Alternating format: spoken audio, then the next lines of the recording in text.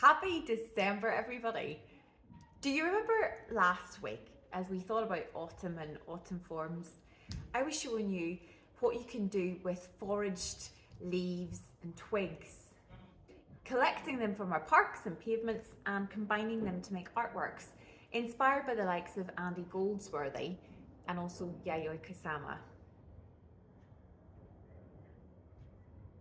When we make and combine different separate objects into one piece of artwork, we call that an assemblage, and that's what a lot of land artists have done historically. But what about the throwaway stuff within the urban landscape, within our cities and our towns? Can that be art too? The streets of New York inspired our artist in focus this week, Louise Nevelson.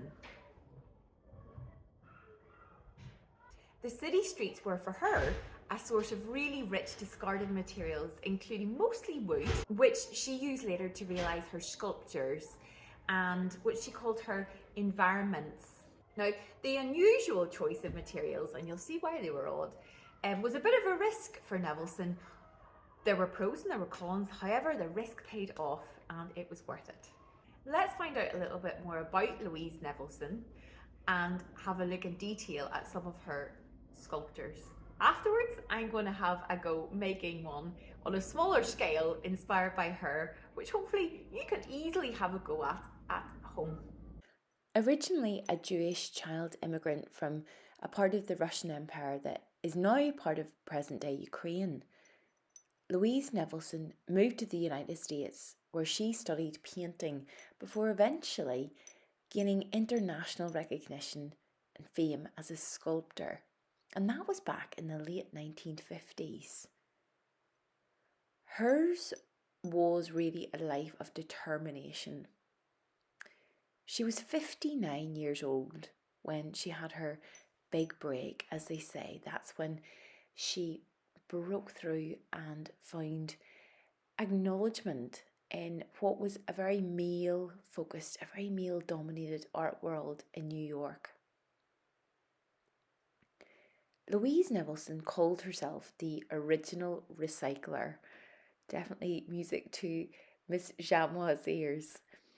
To make her sculptures, she filled open boxes with objects that she found and gathered up in streets around her studio in New York. A studio is where an artist works and makes their creations. These objects included things like chair legs, broken bits of railing, fences, and scraps from old buildings. Nevelson then painted everything that she collected for one wee project in one colour, monochrome, one colour, and stacked these boxes on top of one another, forming assemblages. But she wanted to call them something else. She called them walls or environments. By spray painting the collected objects, Nevelson disguised them of their actual use, their actual everyday use, what they were intended to do, their meaning in the world. And so they're all blended together into one surface, one three-dimensional artwork, grouped together by one colour. It's like a team. Nevelson mostly used black. She believed it was a total colour, one that contains all other colours in itself. Let's look at this artwork of hers in more detail.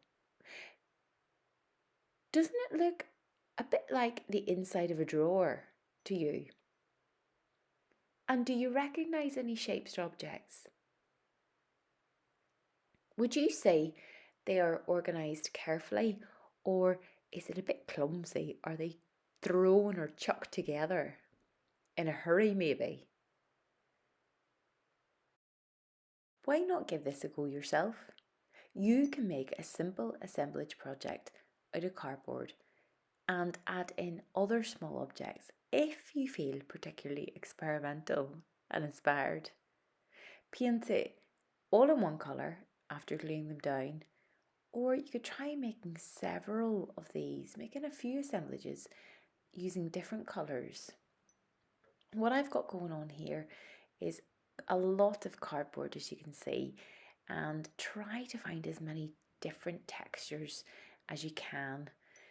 I would recommend, first of all, look into boxes in your recycling bin. Egg cartons and fruit packaging also work well.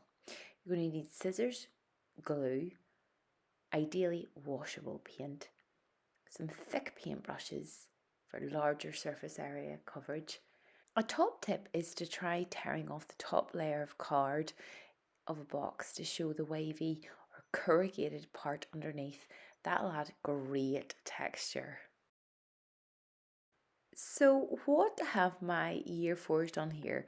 Well, to begin, they cut out a rectangular large piece of card. That's the surface area. Then they cut and tore pieces of card and arranged other objects, found objects, recyclable objects, into various orientations.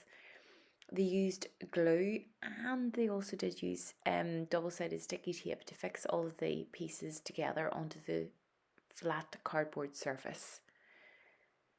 When that glue is dry, we began painting the entire artwork an agreed favourite colour, which was incidentally art book pink. You've got to make sure for impact that the whole surface is covered with paint. And finally, after much scooshing of paint into lots of different crevices and corners, your monochrome assemblage is complete. Above all this week, I think you'll probably love just collecting bits and bobs. As you know, Nevelson's favourite objects included wood and scraps discarded upon the city streets. But what will yours be? Things like loose puzzle pieces, chopsticks, old key rings, hair bubble scrunchies, broken bits of jewellery even.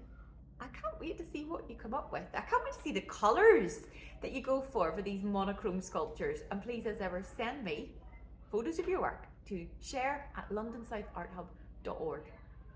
Happy collecting, artists!